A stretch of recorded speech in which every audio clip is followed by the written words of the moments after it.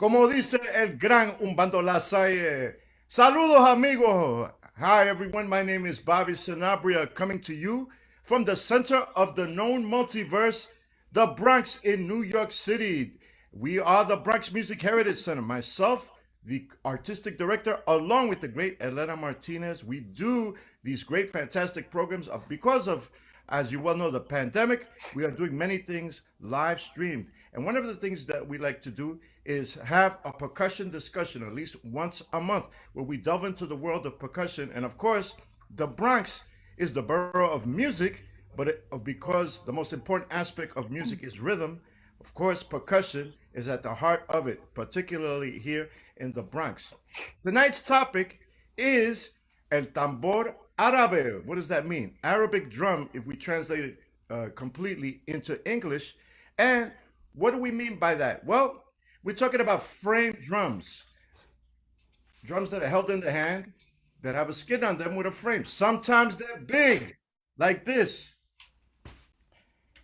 Sometimes they're small, like this. And sometimes they even have jingles. They can be thick like this or thin like this. These drums have an incredible, incredible history, and we have three masters of three different traditions.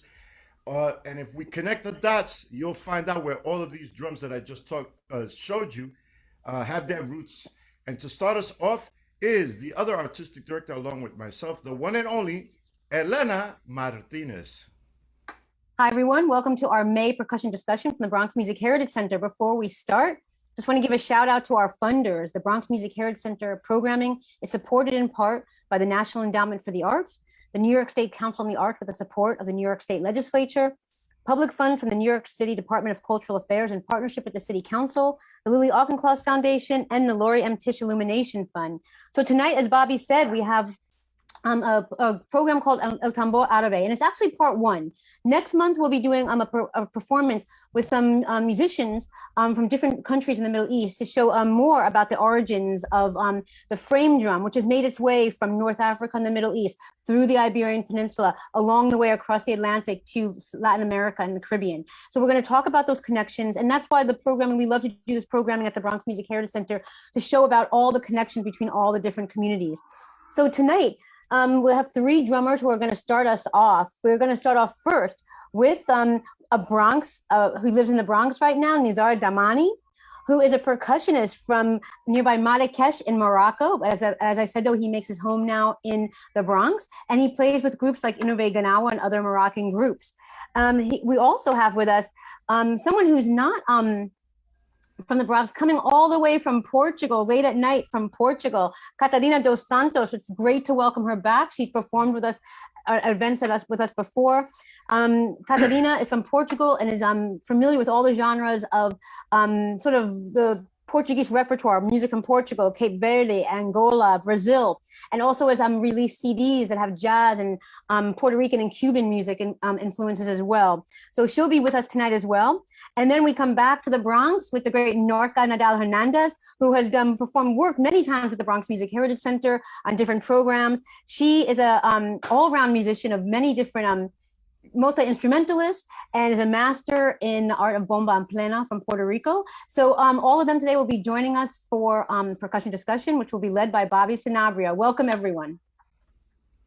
Thank you so much, everyone, for taking time out of your busy schedules to be here tonight.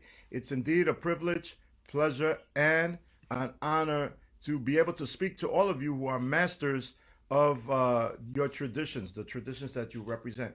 Well, I figured we'd start in the birthplace of civilization, Africa. And when we're talking about Africa, of course, drums rule in Africa, but in all different manifestations, particularly frame drums. So we have Nizzar Dahmani here, who's a master of North African frame drum traditions. Nizzar, tell us a little bit about some of the hand drums that you're a master of and how they're utilized, or how they came to be, how they're utilized in a traditional context, and let us know as well if how they're being used today in a modern context. Yeah. So this one is the bendir. First, before I explain how I play this bendir, I'm gonna explain the bendir first in Morocco. So it's a percussive instrument in Morocco, and especially is a famous instrument in Morocco. It's made with a round wooden frame and covered with goat skin, and we have here like a 4 or 3 string to tone the bendir. So, and in the corner I have a hole here to hold the bendir like that. You see? So uh, the relationship with the bendir in Moroccan people and African people. So I'm gonna talk about in Morocco. So we have a holiday in Morocco names Ashura. Everybody in Morocco knows Ashura. In Ashura, so people and family give a gift to the kids, to the family. So in Morocco, we give like bendir, like the small traditional, uh, traditional instrument. So that's why in Moroccan, everybody knows bendir and know how to play bendir. If you go to Morocco and ask people there, they're gonna show you how to play bendir. That's why. So we get the lesson from the holiday. So, in other words, it's a thing that's instilled in you from your youth. Uh, Yeah, everybody gets one, whether you're a boy, girl, everybody gets one yeah, as a everybody. gift. Yeah, Everyone. everyone. Now, when you play it in a traditional sense, is it a solo instrument or does it play with a group of other bandiers of different sizes? Yeah, we play with different sizes, but in bendir, it's to accompany and to what's I mean. We use bendir to get the rhythm. Right.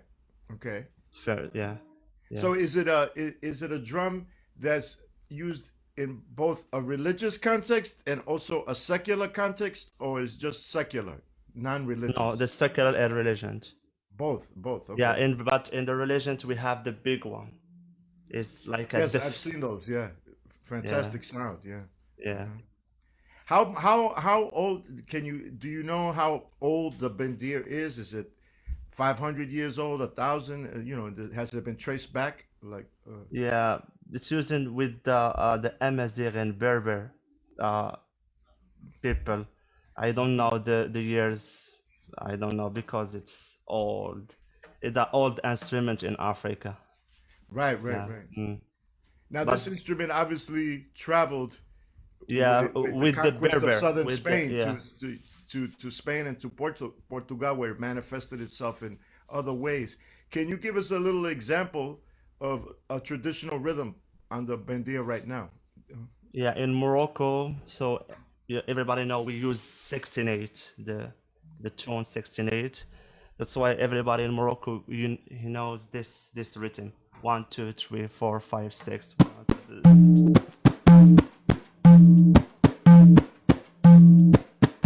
Everybody hear me good? Yes, Okay. it's beautiful. And in the Shabi music, we play like that.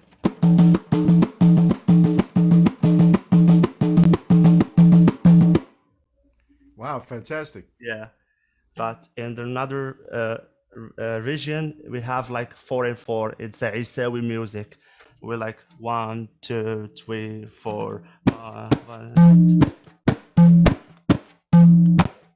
This one is religion written. Oh, okay.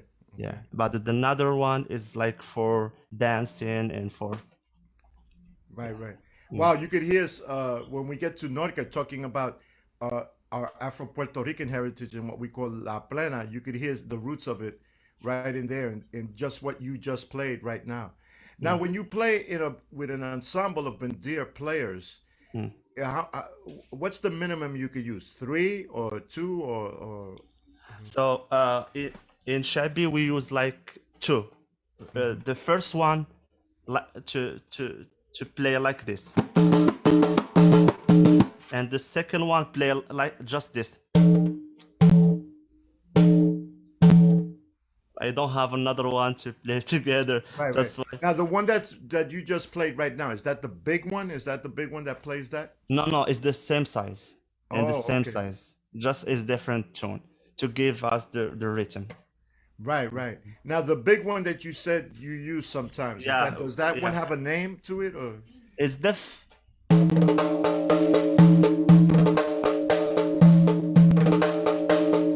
what is the big one? And Wow. we can play a sama'i. It's a religion rhythm. It's a 10 and 8.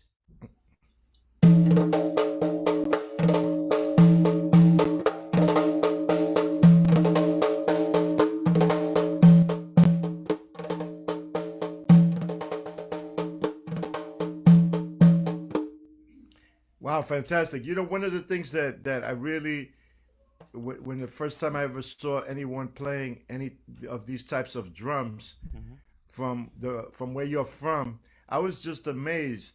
And of course, I've seen people play Doombek, etc. I'm always still amazed at the incredible virtuosity that you can attain using finger rolls, etc. Yeah. You can play just as fast as anybody with Yeah, sticks, just even yeah, faster. Yeah. practice, and when you practice, you get that. Right, Yeah, right, right. yeah. But I get Fantastic. that with darbuka, with dombok. Yeah, Right. in Now, darbuk. do you use anything else other than these than the bandir? Do you use any type of shaking instrument like a maraca, anything made out of metal, cowbells, anything just is or it's just drums? Uh, yeah, we have like a maraca, but it's a big bandir. We use it for the religion music, Hmm. but with some symbols here and some bells. I Right, that's don't. fantastic. It's like this. Let me show. It's like this one, but it's big. Right, right, okay. It's a big one. This Fantastic. is a tar. Is from Egypt. Okay. Now, so the players from Morocco, they can basically play with Egyptian percussionists as well because you know each other's traditions, kind Yeah, of like Puerto Ricans and Cubans. We know each other's traditions. Is yeah, it like that with you yeah. We can. Yeah, Egyptians and the Moroccans? yeah. We can play together. Yeah, Man, fantastic. Well, thank you, Nazir. We're gonna get back to you. yeah. I'm going to go now to the extension Mm-hmm. of the traditions that That's right. your people started. We go to now Portugal, and of course these drums were brought with the conquest of Portugal and southern Spain by the Muslim Empire, going back centuries. And of course, when one culture collides with another, as the great Cuban ethnomusicologist Dr. Fernando Ortiz once said, a new culture is created and new forms of Absolutely. music. So we have Catarina here, who's a fabulous vocalist. I encourage everyone to check out some of her work in the jazz world, and she does combine a lot of the traditional rhythms and style of canto, her vocal style from her Portuguese roots within using jazz harmony and arranging techniques. So check out any of her CDs. But Catarina, how did Hey. the bienvenido the frame drum tradition that you represent? I Mm. noticed that the frame drums in Portugal, they're not round, they're square. Yeah, I Could you hold know. up one of your traditional drums Hey, for us? I will. Even though we do have round ones too, Okay. but the ones that marked mostly the universe of frame drum memory in this country are the square ones. And this is one of them. Hmm. And it's kind of big, guys, sorry. No, we can It's see it. called We can see it. Yeah. It's called a doof, and obviously the name is not German, right? The name is Arabic in origin, and it has its reasons, obviously, as you said before. And It is like these are kind of symbolic colors. This is from Idanha Nova, which is the interior of Portugal. Spanish people do not understand what I'm saying because they do not understand what is the interior of Portugal. And this is a discussion we've been having with some friends from Spain that also have square frame drums. And I talked to them because of our conversation today. And yes, they exist there too. In Galicia, they use more the round ones, but in Peña Parda, they play it like this, and they play it with a stick, like the bodrum in Ireland, right? A little stick. So they have a little bigger one, and they kind of use the this side of it to as an extra sound, right? The edge, yeah, For us here, like it's a double-faced one, right? It's cowskin and it has shells inside. So it goes like Wow. that. It is quite big. When they're smaller, it's easier to control the falling of these shells and to actually play it. And if you hit this side, you can actually hear them. Kind of like they're in like a little rattle. I cannot play too loud, guys, because it's like 1:17 a.m. But I will demonstrate a little bit. Anyways, I just wanted to touch base with what you said before.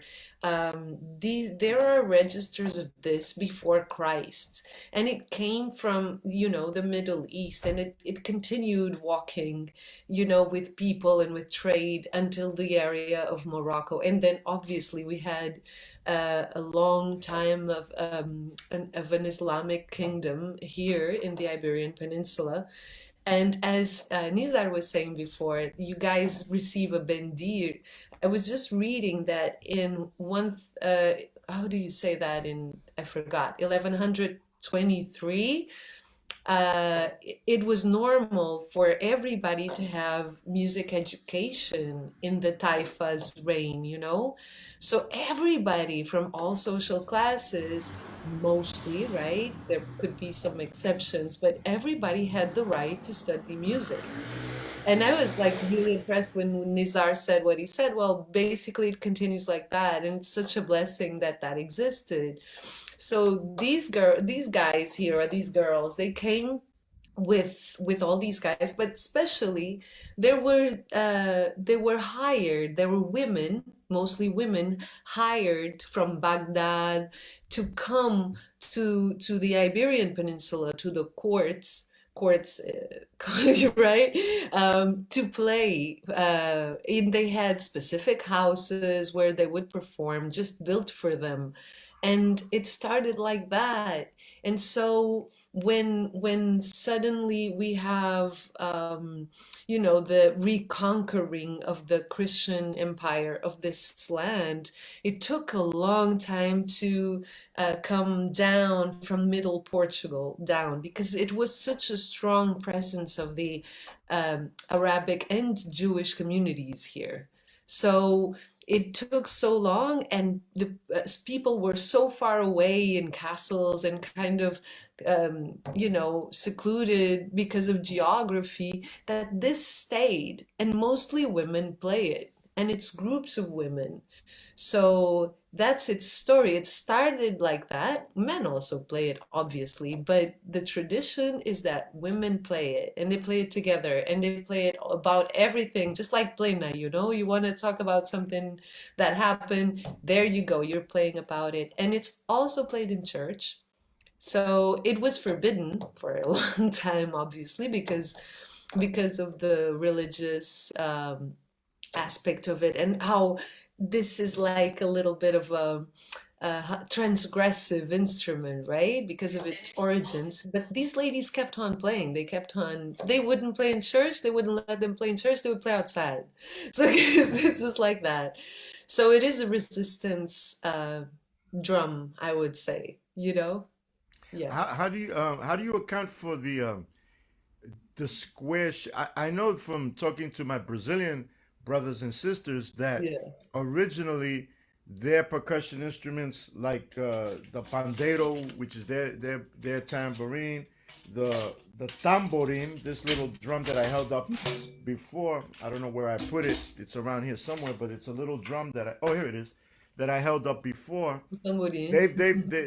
They call it tamborim, this little drum that they play with a stick. Tamborim, yeah. They've told me that originally these drums, they were all square at one Yeah, time. exactly. So I'm imagining that the influence, obviously, the direct connection to Portugal.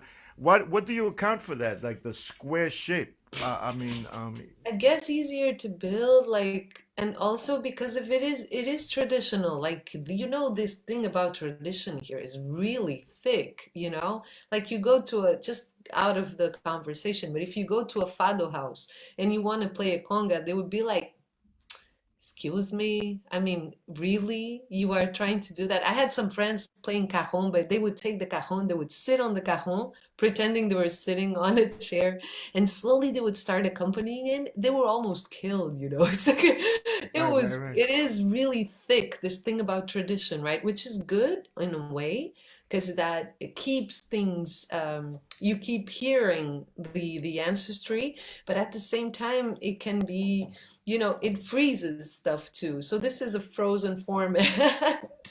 And I think it has its place. There's some improvements like regarding the shape, meaning can be smaller and a little bit less thinner wide. here. Yeah, wide. So you can hold it a little bit better without losing the low end, and more shackles inside. So shackles meaning rattling elements, right? And that makes it easier to, as Rui Silva, which is a really cool guy that has been innovating and studying a lot of the Mediterranean and Arabic rhythms, because it makes so much sense with this drum. But he does play it like that. So it's easier for him to actually use his fingers instead of me. When I hold this, I have to build a hook here because this is really heavy. And then I have this finger here as an anchor. So my hand, this is like the main hand for me as a right-hand person. And then I have the bass here. I have the hits here, just like the other frame drums in a certain way, right?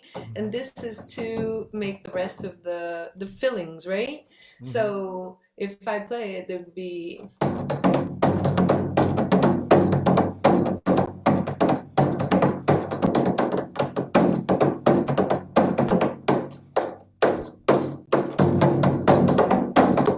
So that would be one traditional rhythm. And then the other main traditional rhythm from the tradition I learned, because then if you go to the other villages, they will tell you that's not played like that. They all have their own different subdivisions. The other one is...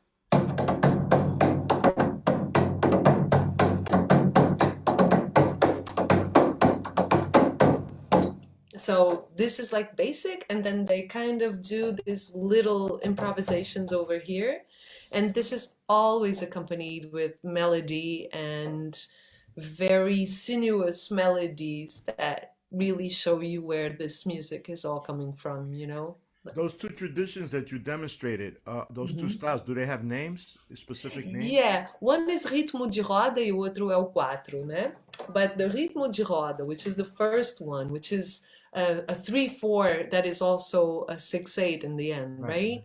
So that one exists also in Cape Verde, also played by groups of women, not with this drum, but still with that same idea, but played on the lap.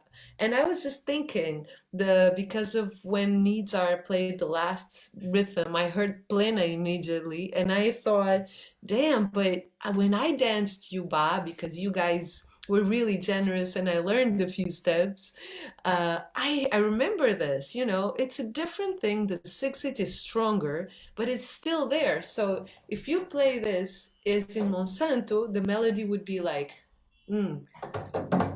Se os teus olhos se vendessem, eras tão bonita, mas já te não quero. Eu compro-vos por dinheiro, right? Yeah. So, but if it is a batuco, it would be like...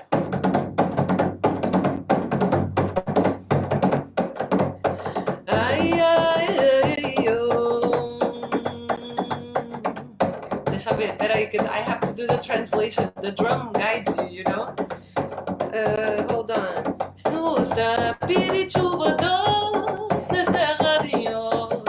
Minha irmã de longe lembram você da minha voz. So the subdivision is totally different in the melody, you know?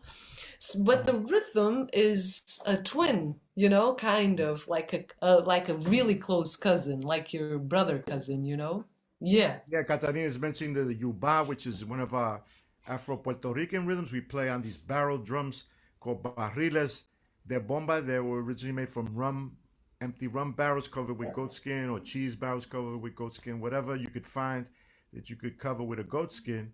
And it's in that, as that meter 6/8 is the universal meter all over the world.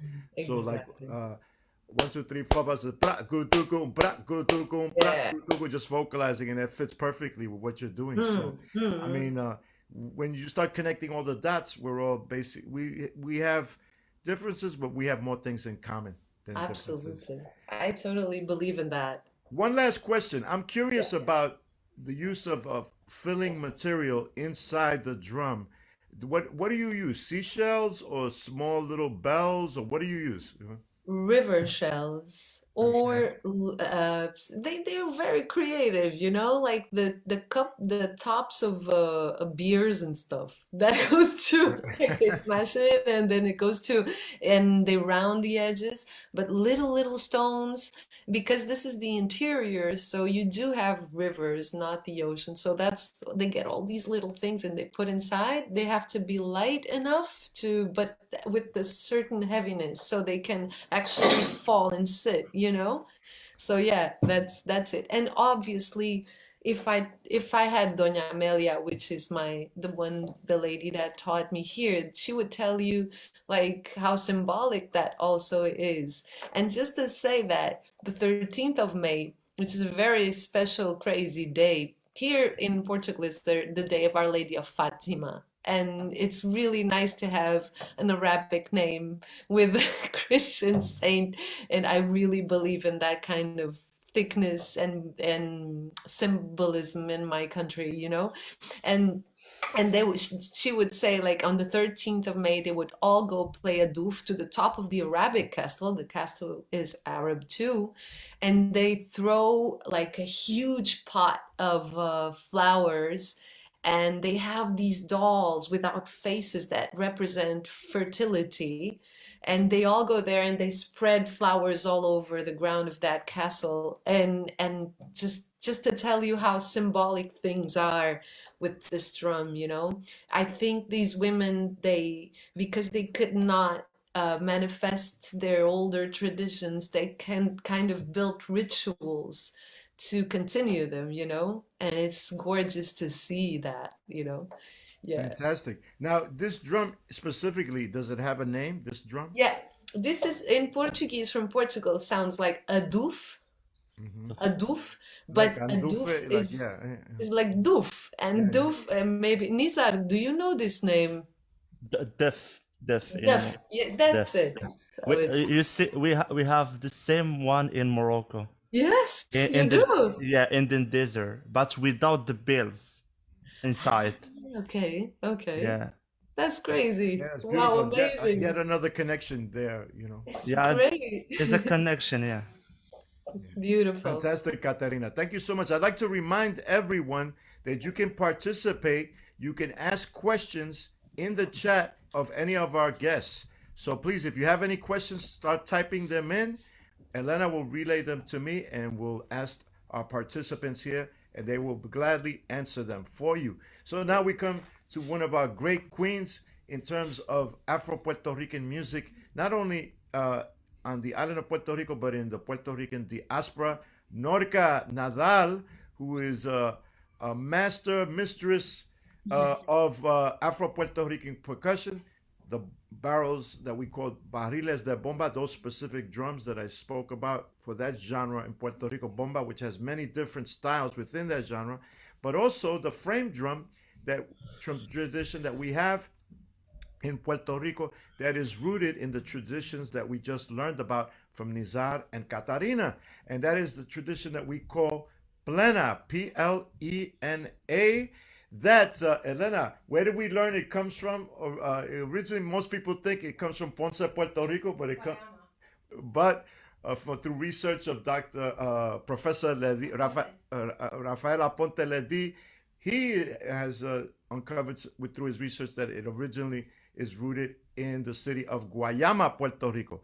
But I'll let those of you who are pleneros argue amongst yourselves.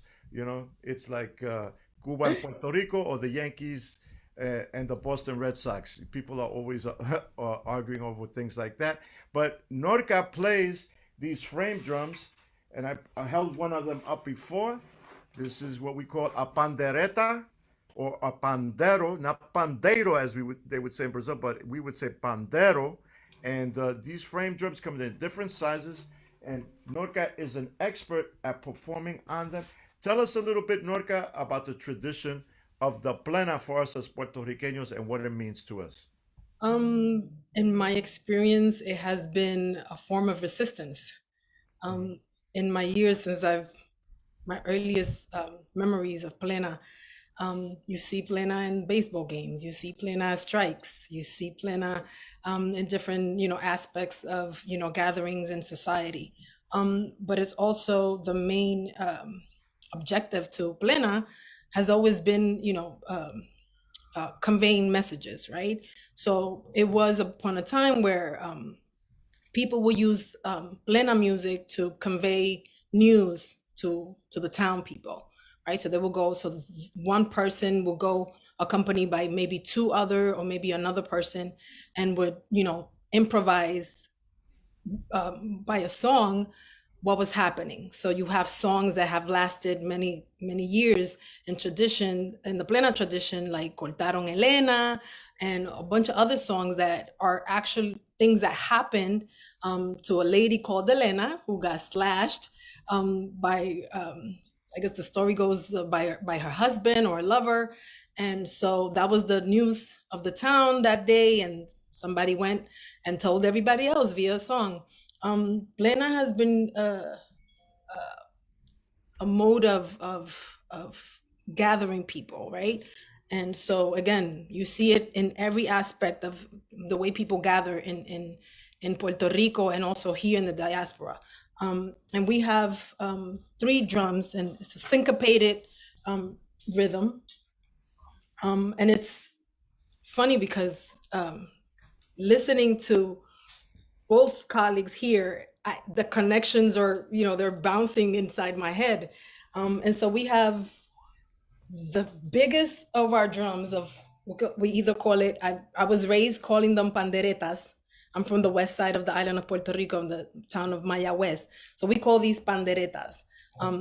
Recently, in the maybe late, I would say late 90s, early 2000s, I started hearing people calling them, I personally started hearing people calling them panderos, right? And then commercially, some people would say pleneras, and they're advertised as pleneras. Some percussion companies will sell them by the name pleneras. But this is one of my panderetas, and this is usually tuned with a variety of cáncamos that we call, just like the tuning system of hooks. And the old generation, the elders would make these out of cooking pots. Make them out of cooking pots, and then the skin that is used is definitely goat skin. There's some people that say that they prefer to use female goat skin than male goat skin, something about it stretching more, because the female goats, she gets pregnant, and so the skin stretches more.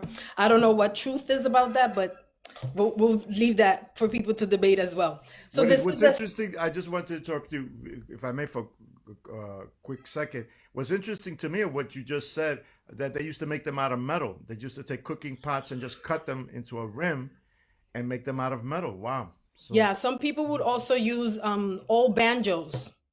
Okay. And just completely take them apart and use banjos. There is Luis Torruella, may he rest in peace, had one that was made out of a frame of a banjo. So they took the belly, the round of the banjo, and they made a pandero. But just to keep introducing, so this is the seguidor, and this is the one that keeps the, I guess, the bed, what you would call the bed, right? And so it is played traditionally is just with this thumb down, and you come up with a slap, right? So it goes like,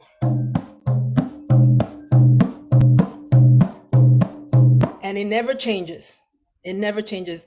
People more in recent years, the more modern players, instead of doing thumb, hand, they'll hit close to the rim,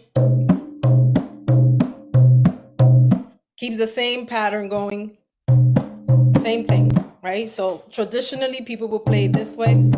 So this is the traditional way. And this is the seguidor. So this is like the bed, right? You will call this the bed. And then you have a middle-sized drum, this one.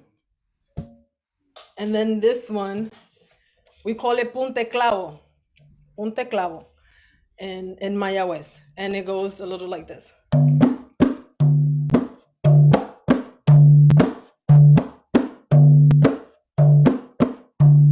Right? Some elders will play it on their thigh and then do some of the finger situation.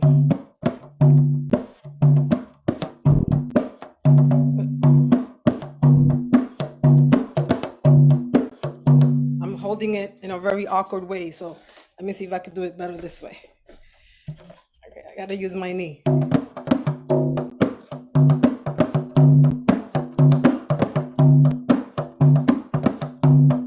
And that stays like that as well. And then we come to my most favorite. This is the requinto, and it's the smallest of the three, right? And they're all in syncopation. And this one is more of a talking drum, and it speaks all around the patterns that were previously played. So all together, and this one is more of a freestyle. And then you could just do different type of patterns. So while you're going tum tum tum tum, so it will have, you could just go at it. This one is like a talking drum, similar to the primo in the bomba genre that is talking, but it's marking a dancer. This one doesn't mark a dancer. This one just talks. And traditionally, the person that plays this should know that when they're improvising on this drum, they could only improvise traditionally, and the elders, the way I was taught was that you do not improvise while the singer is singing. So you wait until the chorus comes on, and then you're able to improvise, and or when they give you the space to improvise. So otherwise you just bring it back to,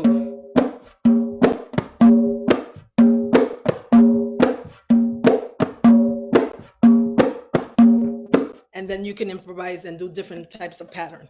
And those are the three panderos. Interestingly enough, Mayagüez, if anyone has ever gone to the town of Mayagüez, the center of the town, the Plaza de Colón, has a big statue of Christopher Columbus, but around the plaza, it has different statues.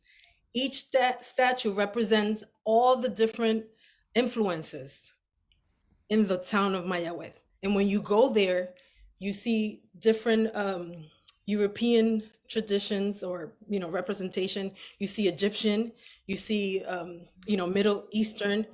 So you have all of that. And Mayagüez there's a legend in Mayagüez of La Sultana del Oeste. Mayagüez is called, excuse me, La Sultana del Oeste, of the Sultan of the West, right? And it's the story and the legend of a sultan, female sultan, that went to the town and lived there. And she will come out in the evenings in her, beautiful, gowns and her traditional gear, and walk through the town. And she became the legend. And that's why they call Mayagüez not only La Ciudad de las Aguas Puras, because Mayagüez is a Taino word of clear waters, but La Sultana del Oeste because of the influences and the legend of this sultana. This is so fantastic. We know we probably have a lot of young Puerto Ricanos in the diaspora watching this, so it's great.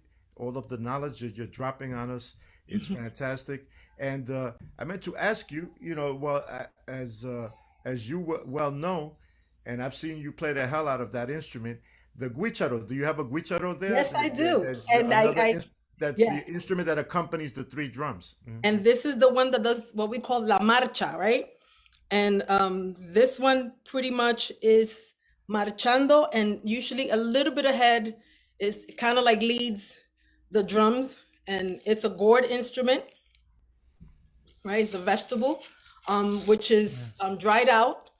Some people take the seeds out, but this one has the seeds inside, right? So sometimes I use it as a shaker. And then there are lines, they cut the lines and then they put it out to dry. And then we have a pick, right? And so the pattern for plena would be, right? I don't know if that's heard. If it's a little loud and clear, loud and clear. So that's and you could play, different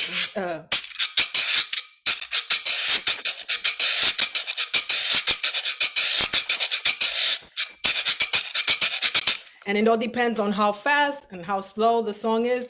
And this, pandero y maraca. Pandero and huicharo. Guiro is one of the instruments that you will see always with the plena, in the plena genre. Some people lately have been seeing that they do the maraca as well. They play the maraca, which kind of like to substitute the huicharo, but I tend not to do so. I stick with the huicharo. Right. It's a fabulous instrument, and there's people like Norka that are on a virtuosic level that play it, doing rolls just like somebody doing rolls on a snare drum, etc., or what we call redobles, etc. And as Norka said, it's a vegetable from the higuera. That's the vegetable that comes from, and they grow, as she said, since it's a vegetable, it grows in different sizes. Here's one that belongs to the lovely Elena Martinez. And she rarely lets me play it, even touch it, but tonight's a special occasion. So you notice this one's a little bit bigger than the one that Norka has. They come in different sizes, etc. And it's great that these traditions you would normally see here in New York City. Me growing up in the South Bronx, the time I grew up in the 60s, 70s, you would see Puerto Ricanos playing conga drums in the park, playing Cuban guaguancó, which is part of the rumba tradition. But now lately, because of people like Norca and of course Juan Gutierrez and many others, Jorge Vasquez and others, now you're seeing these traditional Puerto Rican forms of music being played in the streets, which you would never see when I was coming up. You'd see always Puerto Ricans playing Cuban rhythms, Afro-Cuban rhythms. But now this new generation, through the efforts of people like Norca and Jorge and Juan Gutierrez and many, many others, Tito Matos, we're getting our own rhythms out there, our own traditions out there. One person we have to mention in terms of the history of the bomba is Rafael Cortijo in the mid-1950s adapted it to band performance. And of course, Manuel El Canario Jimenez in the 1920s and 30s adapting plena to band performance, and many, many other great musicians. I'm going to go back to Nizar now, but before we do that, we have some questions from the audience. Okay. Norca, please discuss the Mayagüez regional style of plena. Please discuss the Mayagüez. Okay, so I when I was introducing Punta Clavo, you would see that pattern that I played earlier. It's specific to Mayagüez. The Mayagüez plena tends to be the traditional Mayagüez plena that I grew up with, tends to be laid back and slow. Not fast. Oh, okay. Boom, boom, boom, boom. Boom, boom, boom, boom, boom, boom, boom, boom, boom, boom, boom, nice and slow. You have songs like Consuelo mío, dueña de la hermosura. Consuelo mío, dueña de mi querer. Te estoy queriendo y si tú a mí no me quieres, voy a morirme un día por ti, linda mujer. That's a Cheo Perez song. Everybody that knows old plenas from Mayagüez, Cheo Perez was one that played that, that slow, groovy plena. Today was the difference between what I see, and I'm only going to speak about my experiences in plena, and for this I'm sometimes infamous, is that we have too many requinteros, right? Requintos, playing the talking one, which is the small one that you speak. When traditionally it's one, and that one just plays with the other two. Sometimes you have added a bombo, which is another thing that we do in Mayagüez. There's other regions in Puerto Rico that add the bombo, and the bombo actually is a small little drum, and some people, when they didn't have an actual small drum like this big, like a small barrel or anything, cylinder to hit against, they will use like a pail of like the 5-gallon pail of paint, turn it over and with a stick, and that's how they will play the bombo. Some other regions in Puerto Rico, they'll play something similar to do the bass sound, right? So they'll have like one of those metal baskets, like the washing basket. A wash tub, yeah. Right? Turn it over, make a hole, put a thick string up with like a portion of a broomstick and just use it as a base, right? Like down south, yeah, in the Right. United States. And yeah. then you also have some other places, and even in Mayagüez, where we play the marimbola, which is an African instrument and the many variations of it, right? And so the marimbola or the marimba that makes it to the south and also to Mayagüez is similar to like a cajon, but with a hole, and then it has these series of metal stays, or little Tongs, stays, little tongs, yeah. and then you just hit them up, and they have different pitches, different sounds, and they also act as a bass. But the difference between Mayagüez style plena and the rest of the other regions is the fact that the traditional sound is a more laid back, and very melodic. Right. And of course, here in New York City, we play with more intensity because we are in the city. Everything is aggressive. Yeah. Once any type of folk tradition comes from the countryside and gets to a city, it starts its character changes because of the aggressiveness and the way we live in any big city. Fantastic. Now I'm going to go to Nizar real quick. Somebody named Bob Godfned, thank you for your question.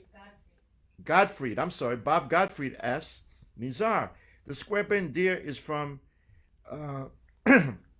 internal Morocco. Is that played by the Berber people? Yeah. Or the Amsig people?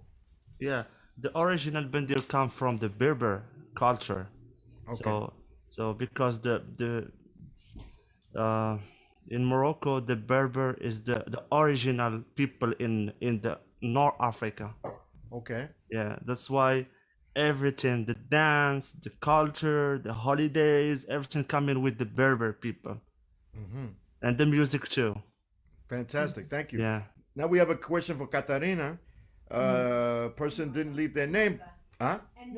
And for Norka. Okay. Do we have a name, Elena, of the person that asked the question? No? Okay. Anyway, the person's name is anonymous.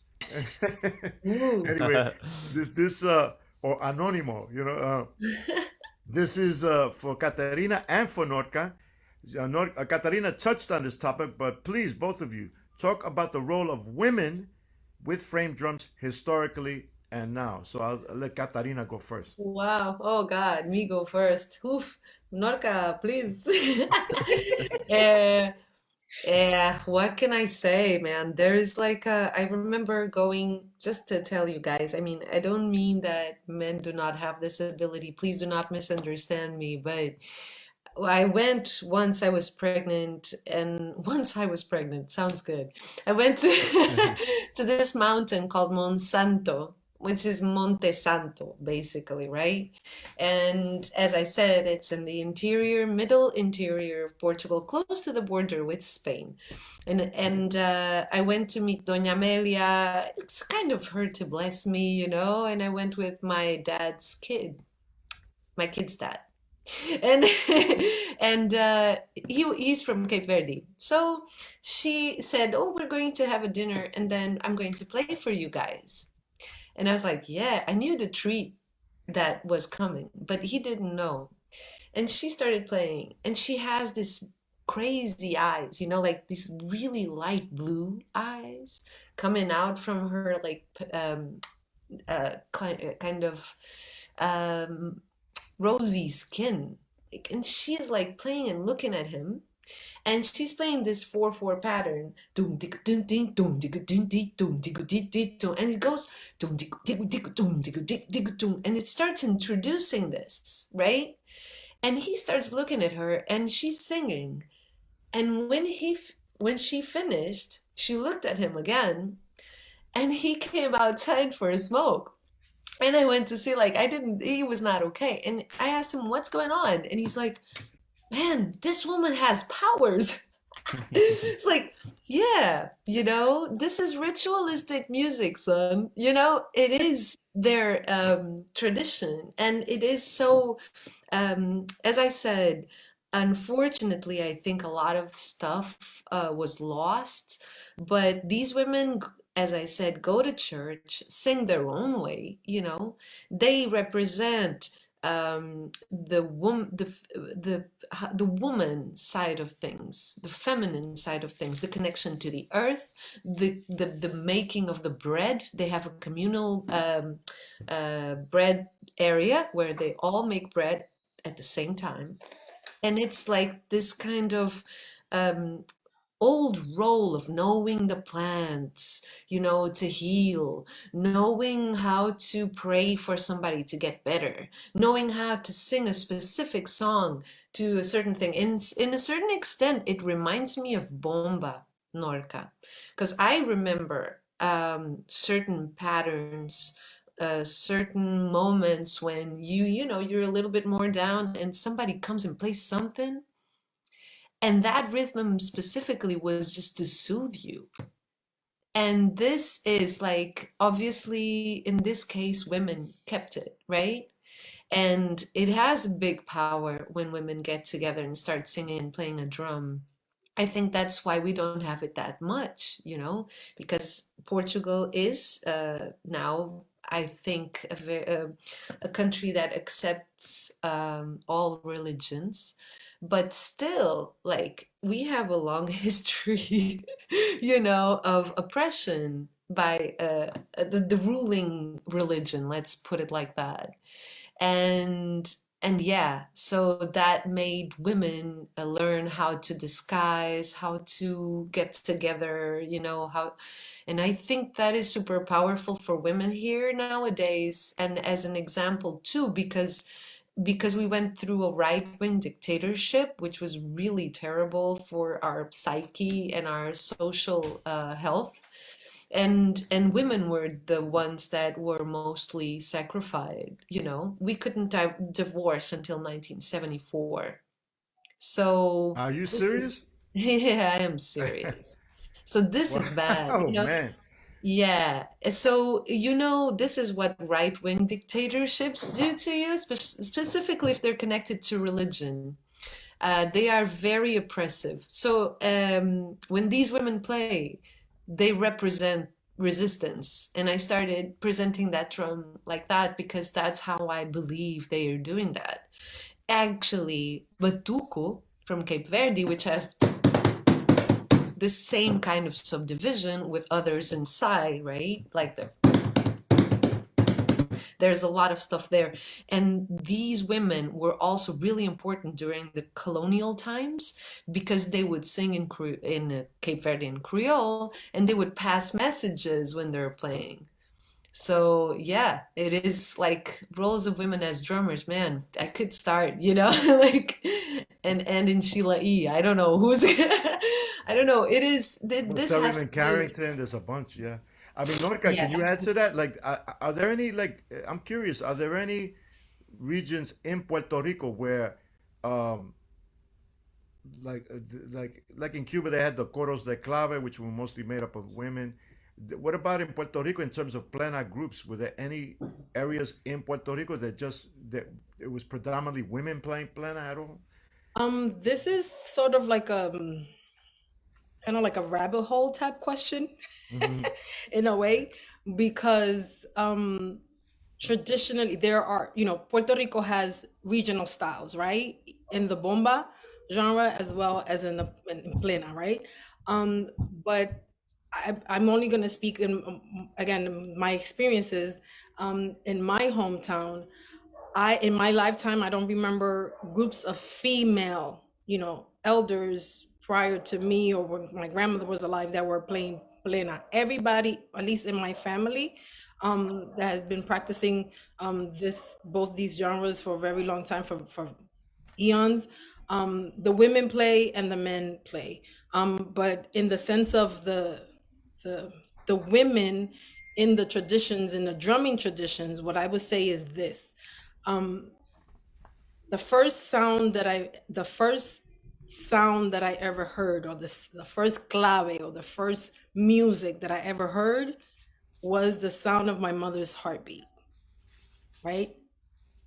Music is female, la música, right? So it has a presence, right, of birth.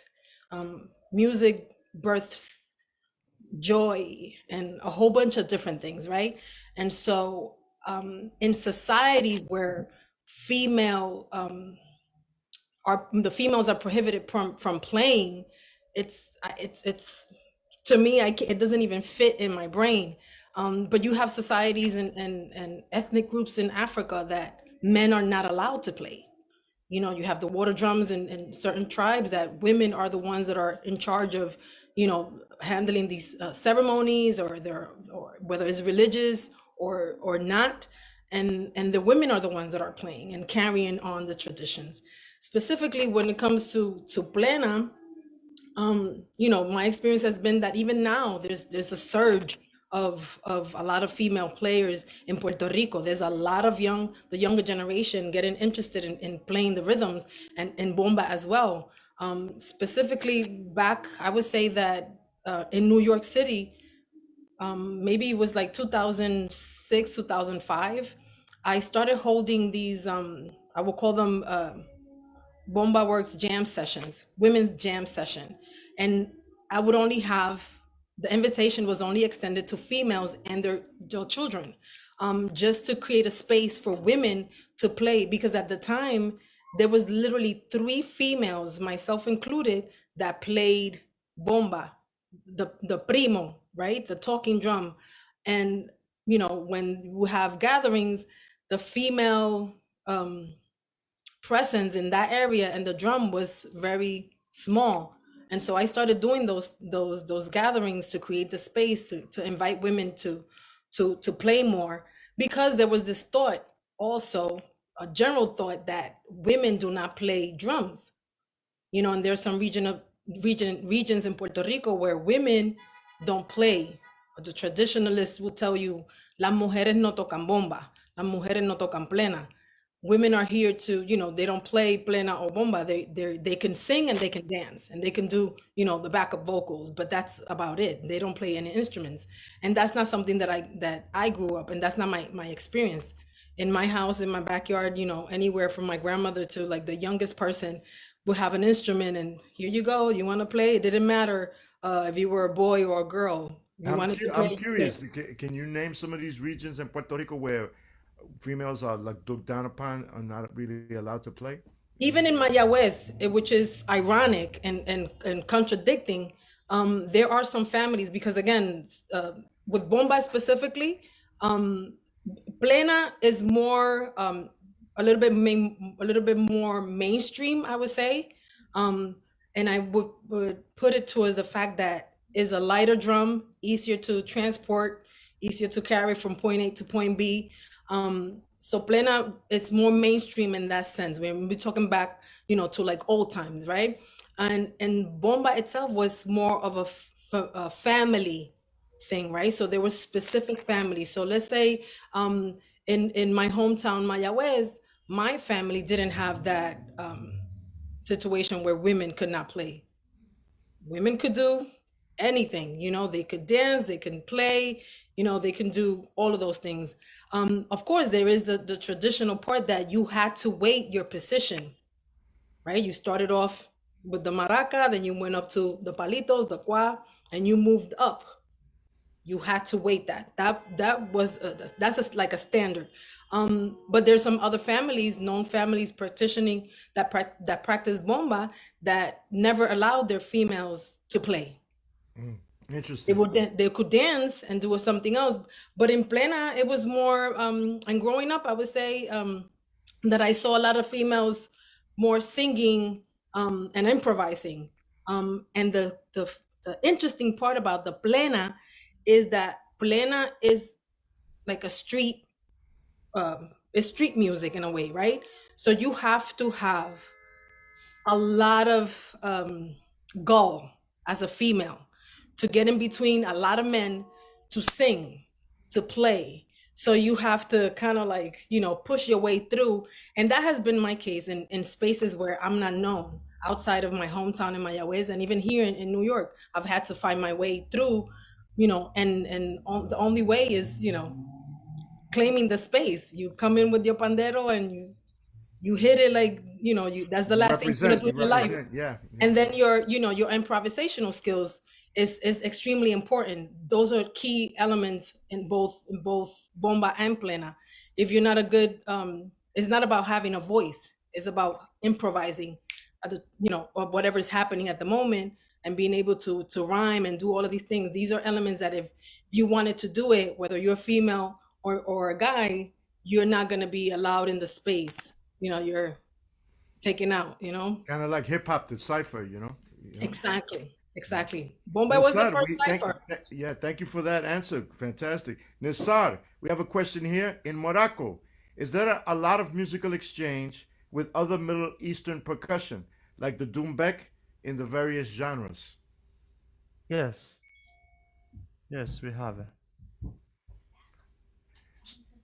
So, I mean, could you expound on that? Like, in other words, like the doumbek is another Darbuka. tradition itself, and for example, if Catarina or Norka showed up with some of their traditional drums, would they be allowed to like in a more secular context join in with you? Yeah, yeah, Fantastic. Good. yeah, Nice. That's good to know. That's yeah. good to know. Let's go, Norka. Nizar, tell me, is anybody experimenting with adapting the bandir to like funk, jazz, rock, anything? Has anybody been experimenting at all? Have you been playing in any bands here in New York City No, outside of the tradition? no, we never did that. Yeah, I never actually I never did that.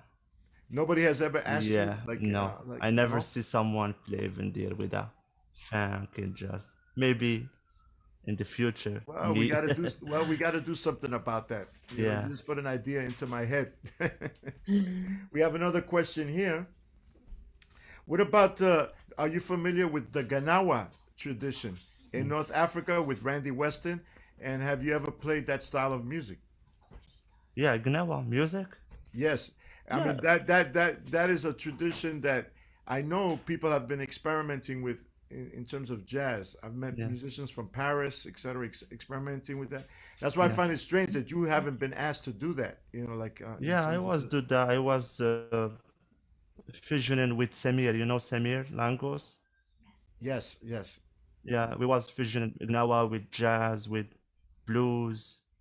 Yeah, So you have been doing that. yeah, Okay, all right. Oh, good, because now I don't have to do that now. Fantastic. Now, like, are do the traditional players look down upon you for doing that, or are they accepting of it? Yeah, the accepting other. Yeah, yeah. Great, great. It's easy. Right, right, right. And you work with Randy Weston too.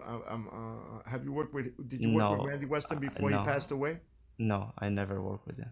Yeah, the Maybe great jazz Maybe pianist. Yeah, yeah. maybe Samir he work with them. Great, Yeah. fantastic. Okay, we have some other questions here. Um, excuse me. Oh, here's a good question. Norka, there's a book on female drummers uh, Yes, dating back to classical times. Can you talk about that book? And so we can, maybe you could hold yes. it up, and if you The have it there. yeah, the book is, drum roll please. When the drummers were women. When the drummers were women. Cuando las mujeres eran las que tocaban el tambor, no? This is, I don't know, it might look backwards. Yeah, we can see it. A spiritual history of rhythm. Oh, I know Lane Redmond very well. Yes. You know, Yeah. And this is a wonderful book for anybody, female or male, or however you identify, to learn about the frame drum. It takes you from the earliest times into, it has great pictures of like different times, like different centuries, statues depicting females with frame drums. Is a great read. And I just want to shout out a female friend that gave me this book. I call her La Italiana, Jackie, who gifted me this great book a couple of years ago. So yeah, it's a great book. It's a when the drummers were women, a spiritual history of rhythm by Lane Redmond. So I would find it on Amazon if you can. It's a great read. And Lane is legendary in terms of being a powerful force in the world of frame drumming, whether be it man or woman. You know? Yeah. Catarina, I wanted to ask you, in terms of the relationship between Portugal and Spain. At times, I'm sure it's been at times, well, it's been a contested relationship at times. Yeah. What is the relationship between Portugal and Spain now, in both socially, politically, and musically? We don't know. I'm joking. No, we know. Actually, I do know a little bit better now. I have been playing with a percussionist from Andalusia, from Sanlúcar de Barrameda, from Cádiz, and and we did a project with other two musicians, a musician and a bailaora from Sevilla, and we are going to do a project that is totally based on that, which is how the heck did we get to disconnect? You know? Right, So right. we are actually going to work on the raya, on the border, this long history border. And we are going to analyze what is there. Like there's so much trade in the border, there's so much stuff going on there. There's like I would say a specific border culture, raya culture, where people speak a mix of the two languages. They work, they intermarry, they have like the singing is similar. They hear Spanish radio from this side of the border. They sing jotas. There's like so much connection. It's like when you go to Minho, to the top of Portugal, and you connect with Galicia, and you hear people talking. It's like it sounds like the same, It sounds the same. So it is in the areas, the border areas, you have the full connection. The what could be our us together, But then politically, we have different. We have a different story. They had a civil war. We were shut down by this dictator. It is a very different story, I would say. We do share a lot in common, like from the food, which is really important here to share similar recipes, similar tastes, and that brings food as culture. So our relationship to the ocean is like in the south. So in Andalusia, that gets that ocean. We have very similar culture in Algarve. In Alentejo, you have connection to. It's if you could see closer, all the dots are there, but we feel we're so far away and we're in the same piece of land. Right. It happens. It happens. Yeah, We're still yeah, struggling with that here in the United States in many yeah, ways. absolutely. But we want to connect, so we're going to do this project. We're going to build this uh, performance about it. This That's great. efforts are being done. Fantastic. That's it. Well, Yeah. maybe you could do it here in the Bronx as well at the Bronx Music Hall, where the forthcoming When we Bronx Music Hall. finish, That we'll would send be, it to you if you guys yeah, like yeah. it. Yeah, absolutely. We, I was curious. Explain a little bit about the music that is known as Fado, which Ah, and that feeling of saudade, which is so prevalent in Brazilian music, that yeah. Brazilian music inherited from Portugal. Tell us a little bit more about that. Most people don't know about that, the Fado music. Guys, Fado is like when we start, if you guys know what it is, a discussion about plena and the traditions and all that. I mean, I could start with a discussion about the origin of Fado, and if people from here are listening to me, they would be like, oh my God, They all have their opinions, and it's really a big multi-layered subject. But what I studied a little bit because I was curious, why don't we have drums, in Fado? It makes no sense. It's a port city. We had all this African presence here. I mean, at least 10% of the population in the 1600s were African people here, and that marked, when I say African, it's sub-Saharan, Congolese, Angolan, all these people that were brought here, enslaved, and that influenced. We have portraits and stuff like drawings of marimbolas on the street, of parades, that influences. And I was like, why the heck this disappeared? So I found out that actually there was a regulation from the dictatorship that said that drums were dirty and they could not be played. Hmm. Dirty. That's Interesting. Yeah. one way of doing it. It's like they're dirty. You cannot play it. Drums are a very Professionally. dangerous thing. Yes, you will in be the hands arrested. of people that can play them, and in the hands of people that can't play them as well. Totally agree. But actually, one of the possible origins of Fado, and this is a Brazilian guy writing, José Ramos Tinhorão, and that's why the Portuguese don't like, maybe a lot of them do not believe in this. I think this is a possibility of thinking about it, is that Spanish people have the canciones de ida y vuelta, right? No, Right. it's not canciones, but it's something like that. Songs of going and coming back. And I think Fado is that.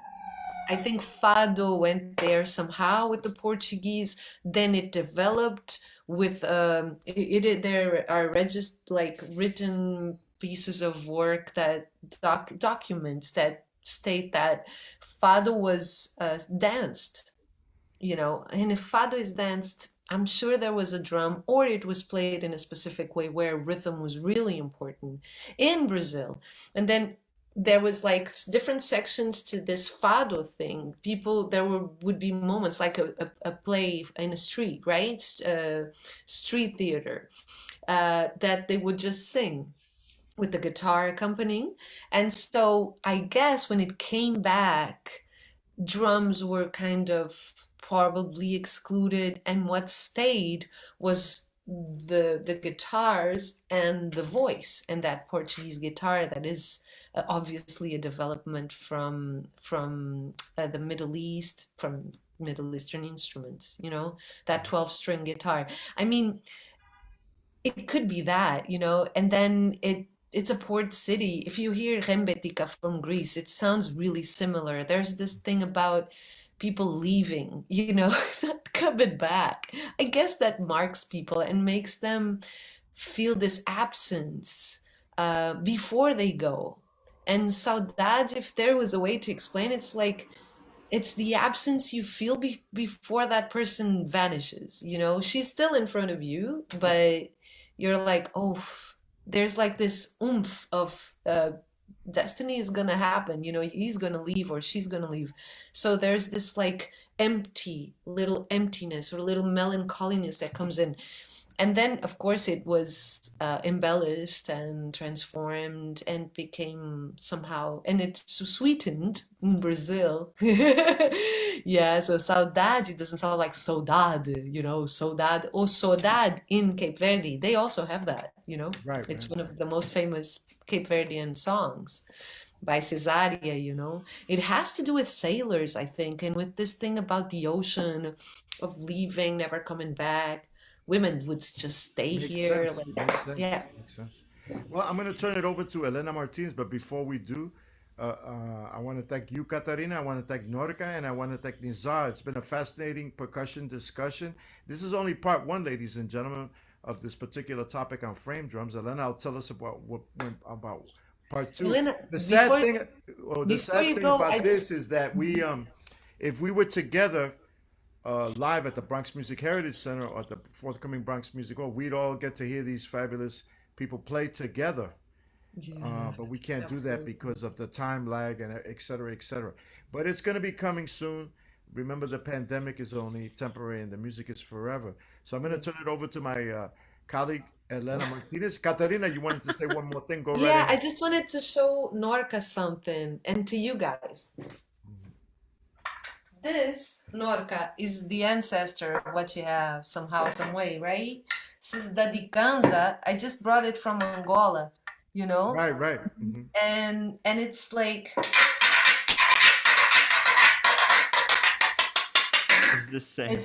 it's yeah. See, so it's a cane, and I just wanted to show you guys this because the connections keep going. I don't know. I just heard it's the same, and I just wanted to give you Yeah, this. The Yes, Guido, we yeah. have. Yeah, it Wait, is. It's like Nizar, you said you have something similar too? There's a Yeah, scraping just a instrument? small.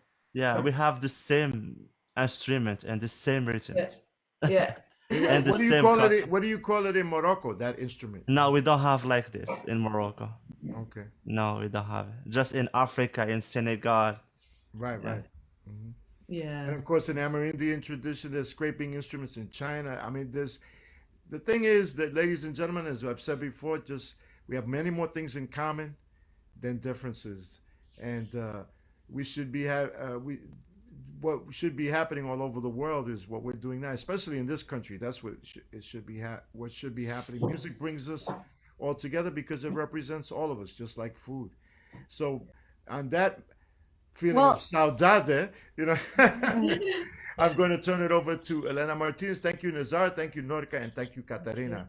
well, I want a big round of applause for our participants representing Morocco and the Bronx, Nizar, all the way from Portugal, late at night, in the middle of the night, Catarina, and representing Puerto Rico and the Bronx, Norka. Thank you all so much. And we have to give a big shout out to the master of our making sure all our technical, everything technical runs and our sound runs is Jorge Vasquez, himself a planero. We want to thank him. And again, we can't wait till we can, all the folks who are part of this tonight have worked with us before.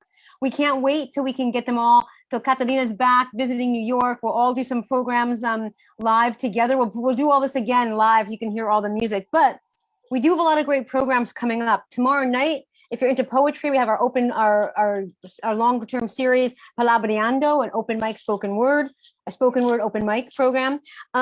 Friday, we're partnering with the New York Philharmonic, and we're partnering with them. They're bringing their bandwagon concert to the St. Athanasius Park in the Bronx, and we'll have James Lavelle and the Afro Garifuna music ambassadors who will be playing with a string quartet from the Philharmonic.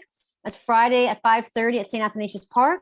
And then that's a live event. You can actually go and hear live music at the park. Saturday, we have more live music. The Bronx Music Heritage Center is slowly making our way to our new home at the Bronx Music Hall at 163rd and Washington in the Bronx. At that plaza there, we'll be having a live performance at 3:00 on Saturday of our Bronx Rising, our monthly Bronx Rising, and we're going to have Gaga Pa Pueblo, and you're going to hear Gaga music from the Dominican Republic. So that'll be Saturday. And then next month, as Bobby said, we'll have El Tambor Árabe Part 2. you know, here on Facebook. So we're looking forward to seeing you all back, everyone, and stay safe. And we'll see you soon. Have a great night.